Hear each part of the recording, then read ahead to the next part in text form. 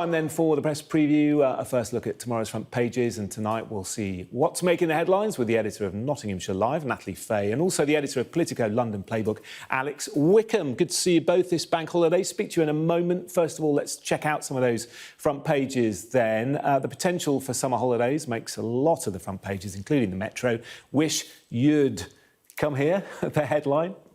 Onto the Mirror, it's gone for a very similar headline, as you can see. The Telegraph says Spain, Greece and France are among the countries that will be the government's green list, meaning UK tourists can visit without having to quarantine on their return. And the FT reports that Germany is set to allow those vaccinated against COVID-19 into the country. Similar stories you can see on the Guardian's front page, adding that the UK is urging caution against international travel. The Eye splashes on the unlocking of lockdown on UK shores. It says the next stage of easing restrictions has got the green light. But the Mail asks why COVID restrictions are set to last for another 7 weeks.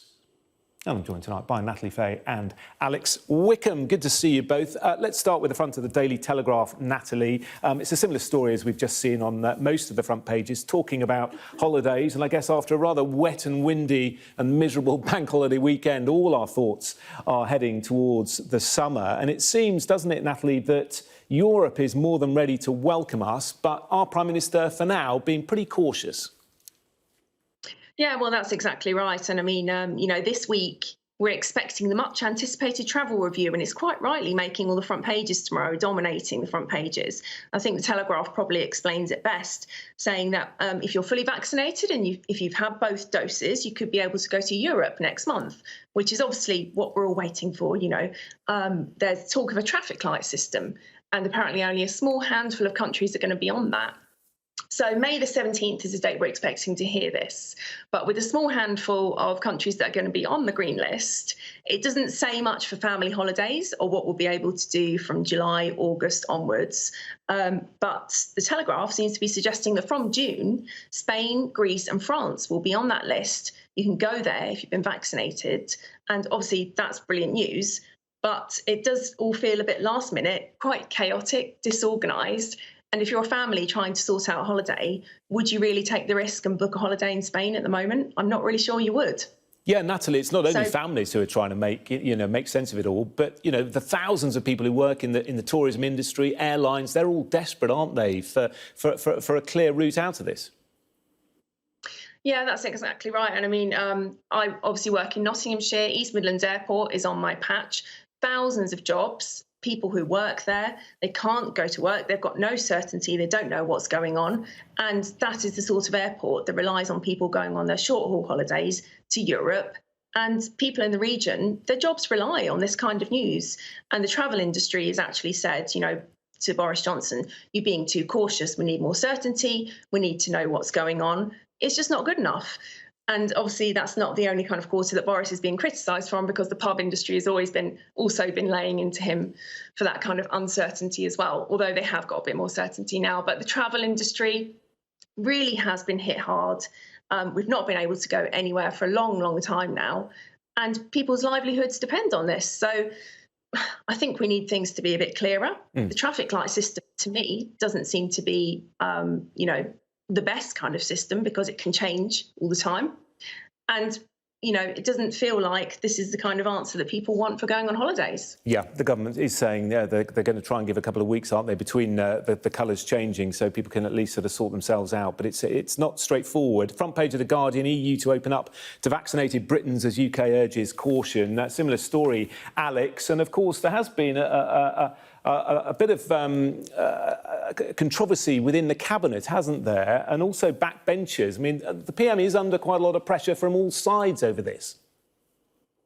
Absolutely, and we see on the Guardian front page and on that Daily Mail front page that we just saw a minute ago, the real pressure on the Prime Minister to just get this going a little bit quicker. There's only one COVID death today in England, which is, all in all, pretty good news compared to, how things have been going over the last few months. And then in the cabinet, we've got that classic hawks versus doves split that we've heard about all the way through this pandemic. Of, on the one hand, you've got the likes of the Health Secretary, Matt Hancock, the Chief Medical Officer, Chris Whitty as well, who are saying, hang on a minute, let's just take this slowly. We don't want to have an influx of people coming into this country from abroad, returning from holidays, bringing in perhaps new variants, things that are not under our control. Everything's going well at the moment. Let's just wait a few more weeks, a few more months even. Perhaps some of them are arguing. And on the other hand, on the other side of the cabinet, you've got people like the Chancellor Rishi Sunak and the Business Secretary, Kwasi Kwarteng, who are saying, come on, why don't we just think about the tourism industry here? Why don't we think about the hospitality industry as well, as we've seen over the last few weeks in domestically, and get this just ramped up a bit quicker? The case numbers are down. The deaths are right down. We're doing pretty well. So why can't we just get things moving a bit quicker? And I think that'll be a question that a lot of people are asking at the moment, as we see the government announce what will be a pretty small list of countries that are going to be in the so-called green list, which means you'll be able to return from these countries on holiday quarantine-free, not have to stay in quarantine anywhere. It's going to be a very small list, possibly just single figures, and it'll be not necessarily your classic holiday destinations. It'll be perhaps places like Malta, Gibraltar, perhaps Portugal, I think will be everyone's favourite on this first one from May 17th. If you can wait a little bit longer, though, it sounds like beginning of June, then they'll open it up, and we'll get those sort of likes of France, Italy, Spain. Yeah. And I think that'll be when the double vaccinated at least get to have a go. Although I haven't even had my first vaccine yet, so I'm probably be able to leave the country by about November. Israel and Iceland potentially on that list. Beautiful places to go, but it's not exactly the Costa del Sol, is it? As you mentioned there, Alex, let's move on to the Metro, the lowest daily death toll since last August. And Natalie, it really is good news, isn't it, that things are going in the right direction, and hopefully we can see an end to this. Yeah, it's obviously good news, although, a death can never be really good news. But compared to what we were seeing exactly this time last year, it's very good news. And I think there's been some detail around the last time we saw just the deaths being this low was in August last year. That was in the summer when everyone thought it was all over, and then it obviously wasn't. It came back again.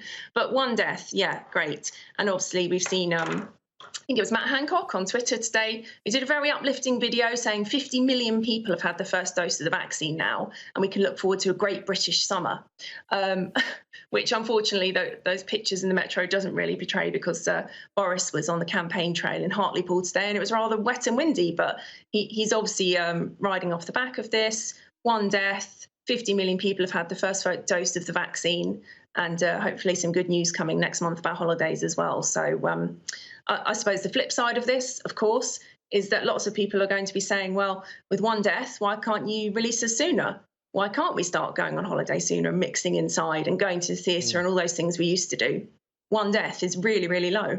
Yeah, it's an interesting point you make there. And Alex, on the same page of the Metro, pictures from this weekend of that festival in Liverpool, Sefton Park. We know there was the rave as well, those big trials to see if we can open up the entertainment industry again, all those young people enjoying themselves without social distancing, without masks. And the Prime Minister saying today for the first time that things are looking very good in terms of scrapping social distancing. That's a long way off, quite unusual for the Prime Minister to be so open about something that is still some way in the distance. But it shows his positivity, doesn't it? It does. And it also shows what he would say would be the merits of his very slow, very cautious plan that he always calls his irreversible plan that he announced months and months ago about his roadmap out of lockdown. The idea of having this incredibly cautious, idea of, we now are at the point with only one death, and we're still going to have to wait 6 weeks before social distancing lifts inside pubs where the Prime Minister suggested today that people will be able to, basically move around inside pubs without masks and not entirely lose all of the aspects of this sort of altered life that we've had over the last year, but basically get back to as close to normal as is feasibly possible. But it's still 6 weeks off, and the thing is, you see the Metro, you see the Daily Mail. The Prime Minister is going to come under a lot of pressure. I was sort of wondering over the last few days if while the Prime Minister was under so much pressure politically over things like Wallpapergate and all of these sleaze allegations that he's been mired mired in, might the government decide to accelerate the process a little bit, maybe get a bit of positive news out there for the country and say, you know what, things are going so well that we can move a little bit far ahead. But it just shows just how cautious this Prime Minister is being, having been, some would say, not appropriately cautious at earlier points of the pandemic. This time round, he's really not taking any chances whatsoever, and we are going to have to wait until June 21st for these final restrictions to be lifted. Yeah, OK. Let's leave things there. I want to talk about politics a little bit more after the break. Coming up with local elections only a few days away now, taking place on Thursday, of course. Keir Starmer promises to clean up politics. Discussing that next.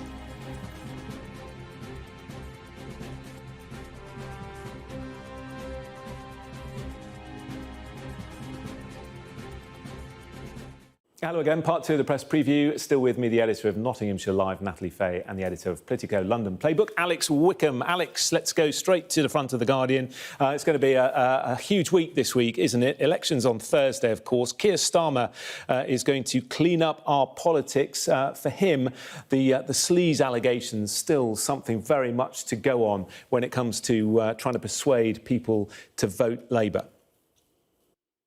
That's right. Elections in England, Wales and Scotland on Thursday, and that Hartlepool by-election as well, which I think will be the real box office event this week. And yeah, Keir Starmer has written a letter to the nation, he says, in which he's really going after Boris Johnson, and he's on a campaign visit tomorrow, in which he really is going to try and tie the Conservative leader, the Prime Minister, into these sleaze allegations that he's been mired in. Everything from civil servants having double jobs, the Prime Minister charging a donor allegedly for his wallpaper and then not being very transparent about it. All the things that we've been hearing over the last couple of weeks that Boris Johnson hasn't really managed to explain very clearly to the public. And we're going to see that dreaded Westminster jargon again, but we're going to see if this really has cut through to the public and whether the public really cares about it.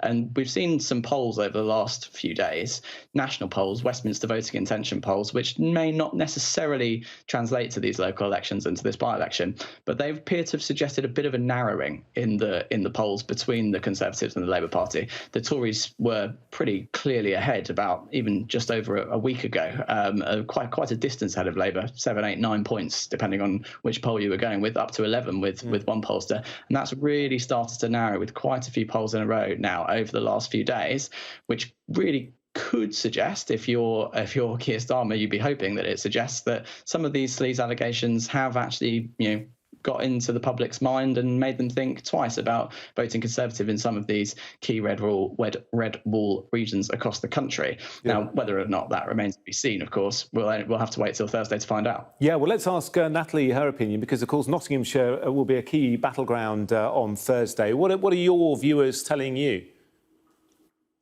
Well, I think this is really one of those Westminster bubble kind of stories. I mean, we keep seeing Boris Johnson dodging questions on it, which is not a good look for him, I've got to admit. But I do think he's probably got a point in this instance. And it surprises me that Keir Starmer is still sort of going along these lines of let's talk about the sleaze all the time. Whereas I truly believe, in fact, that people really want to know, what is the government going to do to help people get jobs, get back out of what the damage the pandemic has caused, education, jobs, livelihoods, all those kind of things. And I honestly think that this is probably the wrong kind of route for the Labour Party to go down for this election. But of course, we'll see what happens on Thursday. As Alex suggested, there's been a narrowing in the polls. The Tories are still leading, though, of course. But, the Tories have had a massive resurgence in Nottinghamshire. There were a great many gains for the Tories in the 2019 general election.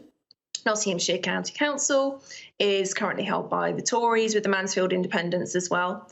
I think I can probably see it staying like that at the moment, because they're still riding high, very popular around here in Nottinghamshire, which is a surprising thing for me to sit here and say, seeing as it's a former mining county. And Alex, just very quickly before we go, I see Boris Johnson tonight speaking to Conservative activists, really playing down the by-election in Hartlepool. I think it's important for people to understand this is not a seat that Conservatives have ever held. Do you think he thinks he's not going to win, or do you think it's sort of managing expectations? Well, this is that classic question, is it? Isn't this just the Prime Minister sort of saying, hang on a minute, let's not get too excited. I don't want people to think if we don't win that I've had some massive failure this week. And so I think that is what he's just slightly trying to do at the moment, where as we see, people perhaps starting to get a little bit carried away with themselves over the last couple of weeks, saying, oh, it's Hartlepool's in the bag for the Conservatives. I don't think that is the case. I mean, it certainly is, as Boris Johnson has said in these remarks tonight, the seat has never been Tory. It is a tough one for the Tories to win. Yeah, we shall find out. So, I'm sorry to have to cut you short, Alex. We'll find out, of course, in the early hours of Friday morning. We're out of time, but great to speak to you both. Alex, Natalie, thank you.